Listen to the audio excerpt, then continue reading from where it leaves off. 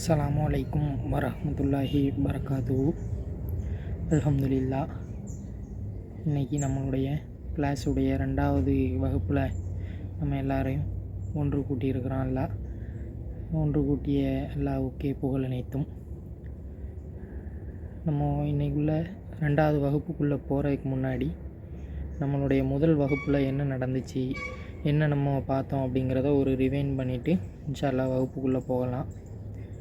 முதல் வகுப்பில் இந்த வகுப்பினுடைய நோக்கம் என்ன அப்படிங்கிறத நம்ம கற்றுக்கிட்டோம். முழுக்க இந்த வகுப்பு எதுக்காக ஆரம்பித்தோம் அப்படிங்கிறதையும் பார்த்தோம். இந்த வகுப்பினுடைய நோக்கம் அப்படின்னு பார்த்திங்கன்னா, நம்மளை பெரிய ஒரு ஆலிம்கள் ஆக்கவோ, பெரிய ஒரு அறிஞர்கள் ஆக்கவோ, இல்லை பெரிய ஒரு பயான் பேசக்கூடிய தாய்கள் ஆக்கவோ இந்த வகுப்பு ஆரம்பிக்கப்படவில்லை. அதற்கு மாறாக அவங்க தாய்க்களாக இருப்பாங்க, பயான் பேசுகிறவங்களாக இருப்பாங்க. அவங்க எல்லாருமே அடுத்த ஸ்டெப்பாக வருதுக்கு, நடைமுறை அப்படிங்கிற ஒரு செயலுக்குள்ளே வருதுக்கான ஒரு வகுப்பு தான் இந்த வகுப்பு அப்படிங்கிறத நம்ம பார்த்தோம். ஒரு சில கேள்விகளோட நம்ம இந்த வகுப்புக்குள்ளே போகலான்னு நினைக்கிறேன். முதல் கேள்வி, இந்த வகுப்பினுடைய நோக்கம் என்ன அப்படிங்கிறத பார்த்தோம். அப்போது நம்மளுடைய பதில் என்னவாக இருந்துச்சுன்னா, நம்மளுடைய வாழ்க்கை மாற்றத்திற்கான ஒரு வகுப்பு அப்படின்னு சொல்லி எல்லாருமே அதிகமாக பதிலளிச்சிருந்தோம். சரி, அடுத்த கேள்வியாக பார்த்தீங்க அப்படின்னா, நம்ம வாழ்க்கைக்கான மாற்றத்தை ஏற்படுத்தக்கூடிய வகுப்பு அப்படின்னா என்ன மாற்றம் அப்படிங்கிறத பார்க்கணும். என்ன மாற்றம் இதனால் ஏற்படும் அப்படின்னு பார்த்தீங்கன்னா, இப்போ ரசூல்லா சொன்ன மாதிரி, இப்போ குரானை பார்க்கணும் அப்படின்னா நீங்கள் ரசூல்லாவை பார்த்தா குரானை பார்த்ததுக்கு சமம். குரான் தான் ரசூல்லா தான் குரான் அப்படிங்கிற ஒரு வளமை இருந்தது.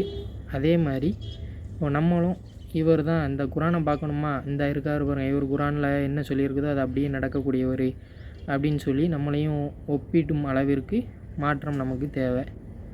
சரி, இப்போ இந்த மாற்றம் நிகழணும்னா அதுக்கு நம்ம தயாராக இருக்கிறோமா, அதாவது நான் தயாராக இருக்கிறேனா அப்படிங்கிறத ஒரு கேள்வி. நான் தயாராக இருக்கிறேன் அப்படின்னு நம்ம சும்மா வாய்தாக மொழியாமல், தயார் அப்படிங்கும்போது இதை நல்ல உளப்பூர்வமாக சிந்தித்து இது சொல்லும்போதே வாயில் சொல்லுவதற்கான தயார் அப்படின்னு சொல்லிட்டு போயிடலாம். இது அப்படி சொல்லுவதனால ஒன்றும் நடக்க போகிறதில்ல. மாறாக இது உள்ளத்தில் இருந்து வரணும். குரான் படி நடக்கிறதுக்கு நான் தயாராக தான் இருக்கிறேன் அப்படின்னு சொல்லி உள்ளத்தில் இருந்து சொல்லணும். அப்படி சொல்லும்போதே நமக்கு உடல்லாம் சிலிர்க்கும். ஏன்னா குரான் நம்ம அல்லாஹ்வை நெருங்க போகிறோம் அப்படிங்கிற ஒரு இது இருக்கும்போது நமக்கு உடல் ஆட்டோமேட்டிக்காக சிலிர்க்கணும். அப்போ எண்ணங்கள் நம்ம உள்ளத்தில் இருந்து வரணும். உள்ளத்தில் இருந்து எண்ணங்கள் என்ன இருக்குது, எண்ணம் தான் மெயின். எல்லா நபிகளார் சொன்ன மாதிரி இன்னமல் அஹ்மாலு பின்னியாத், எண்ணங்களை பொறுத்தே செயல்கள் அமைகின்றன அப்படின்னு சொல்லி ரசூல்லா சொல்லி காட்டியிருக்காங்க. அதன் அடிப்படையில் நம்மளுடைய எண்ணம் தூய்மையாக இந்த மாற்றத்தை எனக்குள்ளே வேணும் அப்படிங்கிற ஒரு எண்ணத்தோடு நம்ம இந்த வகுப்புக்குள்ளே நுழையணும். இப்போது இன்றைக்கி வகுப்புக்குள்ளே போனோம் அப்படின்னா, சரி, நோக்கத்தை பார்த்துட்டோம், உன் வாழ்க்கையில் மாற்றணும். மாற்றம் அப்படிங்கிறது என்ன மாற்றம் உனக்கு தேவை அப்படிங்கிறத பற்றி இன்றைக்கி பார்க்கணும். அல்ஹம்துலில்லாஹ். என்ன மாற்றம் நமக்கு தேவை அப்படின்னு பார்த்திங்கன்னா, இப்போ உள்ள கால சூழ்நிலையில் எல்லோரும் சொல்லப்போனால் வாழ்க்கை பிரச்சனைகள், மன நிம்மதி, எனக்கு ஒரு தீங்கிலிருந்து வெளியே வரணும், கடனில் இருந்து வெளியில் வரணும், நல்ல ஒரு வீடு வேணும், நல்ல ஒரு பிஸ்னஸ் வேணும், நல்ல சாலிகான மனைவி, குழந்தைகள், இந்த மாதிரி நிறையா அடுக்கடுக்காக நம்மள்கிட்ட இருக்கிற, அதாவது என்ன சொல்ல, தீங்குகள் மட்டும்தான் இதில் நம்ம கண்ணுக்கு தெரியும். அல்லாஹ் தந்த நன்மையான விஷயங்கள் நமக்கு இதில் சொல்ல வராது. பிரச்சனைகள் அப்படிங்கும்போது 2 பிரச்சனை அப்படின்னு இதை மொத்தத்தையுமே நம்ம கால்குலேட் பண்ணிக்கலாம். நீங்கள் எவ்வளோ ஒரு பிரச்சனைகள் போட்டாலும் ரெண்டே இதுக்குள்ளே மொத்தமாக சுருக்கி இது ஃபுல்லாக ஒரு பிரச்சனை, இது ஃபுல்லாக ஒரு பிரச்சனைன்னு. அது என்னன்னு பார்த்தீங்கன்னா, அகப்பிரச்சனை அப்படின்னு சொல்லி சொல்லுவாங்க. மனம் சார்ந்து, இப்போ ஸ்ட்ரெஸ்ஸு, எனக்கு ரொம்ப பயமாக இருக்குது, ஏதாவது ஒன்று சிந்திக்கிச்சுக்கிட்டே இருக்கும், பதற்றமாக இருக்குது, இது ஃபுல்லாமே நிறைய பிரச்சனைகள் சொல்லுவோம். இது ஃபுல்லாக கொஞ்சம் அகப்பிரச்சனைகளுக்குள்ளே வந்துடும். அடுத்த ஒரு கேட்டகரி என்னென்னு பார்த்தீங்கன்னா, புறப்பிரச்சனைகள், செயல்களில் உள்ளது. நான் இதை செய்கிறேன், இது எனக்கு சரியாக அமைய மாட்டேங்குது, இதில் எனக்கு மாற்றம் வேணும், வட்டியிலேருந்து நான் வெளியில் வரணும், இது ஃபுல்லாக வெளி பிரச்சனைகள் அப்படிங்கும் புற பிரச்சனைகள் அப்படின்னு சொல்லி இது 2 கேட்டகரியாக மொத்தம் நீங்கள் எவ்வளோ 100 150 பிரச்சனை அது லிஸ்ட்டே போடவே முடியாது. அந்த அளவுக்கு நமக்கு பிரச்சனைகள் இருக்குது. அதுக்கெல்லாம் இந்த 2 கேட்டகரிக்குள்ளே மொத்தமாக சுருக்கி நம்ம கொண்டு வந்துடலாம். அப்போது இதுக்கெல்லாம் தீர்வு என்ன? இவ்வளோ பிரச்சனைகள் இருக்குது, இந்த 2 பிரச்சனைக்கான தீர்வுகள் என்ன அப்படின்னு பார்த்தோம்னா, அல்லாஹ் சொல்கிறான் 2வது அத்தியாயம் 185வது வசனத்தில் நோன்பை பற்றி, இந்த குரானை இறக்கணுங்கள அந்த வசனத்தை பற்றி பேசும்போது குதல் இன்னாஸ் அப்படின்னு சொல்லி அதில் ஒரு வார்த்தை வரும். மனித குலத்திற்கு நேர்வழி காட்டுவதற்கே இந்த குரான் அருளப்பட்டது அப்படின்னு சொல்லி. அப்போது நமக்கு எவ்வளோ பிரச்சனைகள் இருந்தாலும் நமக்கான நேர்வழி எங்கே மட்டும்தான் இருக்குது? குரானில் மட்டும்தான் இருக்குது அப்படிங்கிறத நம்ம எல்லோரும் புரிஞ்சுக்கணும். திருக்குரானை கையில் எடுத்தோம்னா அவ்வளோ பிரச்சனைகளுக்கான தீர்வு அந்த குரானுக்குள்ளே இருக்குது. இந்த ஒரு நஹ்ரு நிபா பாட்டில் கூட சொன்ன மாதிரி எல்லா நோய்க்கும் மருந்து உண்டு குரானிலே அப்படிங்கிற மாதிரி எந்த ஒரு பிரச்சனை, புற பிரச்சனையாக இருந்தாலும் சரி, அகப்பிரச்சனைகளாக இருந்தாலும் சரி, இது எல்லாத்துக்குமே ஒரே தீர்வு குரான் மட்டும்தான். குரானில் அல்லாஹ் சொன்ன வார்த்தை இது. மனித குலத்திற்கு நேர்வழி காட்டுவதற்கே இந்த குரான் மனிதர்களுக்கு அருளப்பட்டது அப்படின்னு சொல்லி சொல்கிறான் அல்லாஹ். குரான் இப்போது நேர்வழி காட்டுது அப்படிங்கிறத நம்ம பார்த்துட்டோம். அப்போ அடுத்து அல்லாஹ் சொல்கிறான் 65வது அத்தியாயத்துடைய 2வது வசனம், யார் அல்லாஹ்வை பயப்படுகிறார்களோ அவர்களுக்கு அல்லாஹ் போக்கிடத்தை ஏற்படுத்துவான் அப்படின்னு ஒரு விஷயத்தை அல்லாஹ் சொல்லி காட்டுறான். இப்போ போக்கிடம்னா எப்படி? நம்ம ஒரு போகிறதுக்கான ஒரு பாதையாக எடுத்துக்கலாம். இப்போது நம்ம மனிதர்கள் தயாரித்து வச்சுருக்குறாங்கல்ல கூகுள் மேப்ஸ், அந்த மாதிரி அதெல்லாம் போக்கிடத்தை தானே காட்டுது. ஆனால் அது தெளிவான போக்கிடத்தை காட்டுதா அப்படின்னு பார்த்தீங்கன்னா, மேப் போட்டு போவான் ஒரு இடத்துக்கு போகணும்னு சொல்லி. சில விஷயங்கள்லாம் நிறைய மக்கள் சொல்லுவாங்க, ஒரு இடத்துக்கு மேப் போட்டால் குளத்துக்குள்ளே கொண்டு போய் விட்ருது, சுடுகாட்டுக்கு கொண்டு போய் விட்ருது அப்படிங்கிற மாதிரி நிறைய விஷயங்கள் நம்மளே கேள்விப்படுறோம்.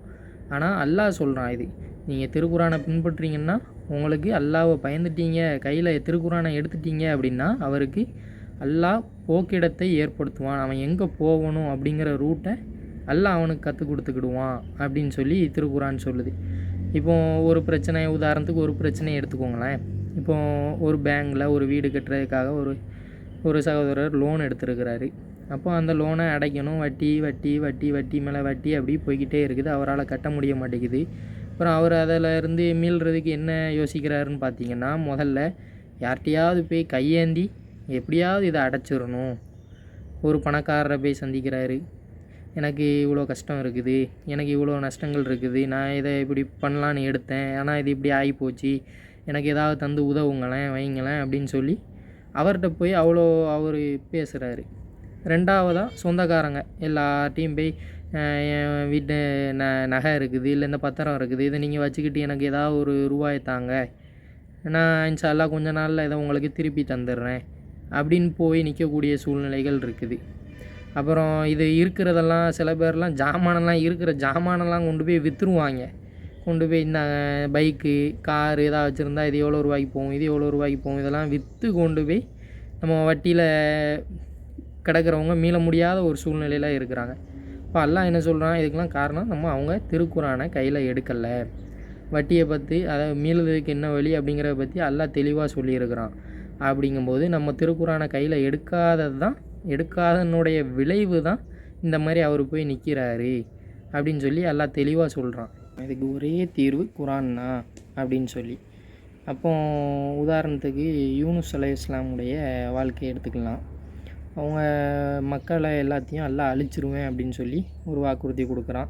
அப்போ அவங்க இது பண்ணுறாங்க, கடைசி பார்த்தா மக்களை யாரையுமே அழிக்கலை. அப்போது யூனுஸ் அலைஹிஸ்ஸலாம் அல்லாஹ் ஒரு வாக்குறுதியை கொடுத்தான், ஆனால் அதை நிறைவேற்றலையே அப்படின்னு சொல்லி அல்லாஹ் மேலேயே ரொம்ப கோபம் அடைஞ்சி அவங்க என்ன செய்ய, இப்படி செஞ்சுட்டானே அல்லாஹ் அப்படின்னு சொல்லி ரொம்ப கோபத்தில் எங்கே போக அப்படின்னு தெரியாமல் அப்படியே சுற்றிட்டு வச்சாங்க, அப்படியே சுற்றுறாங்க.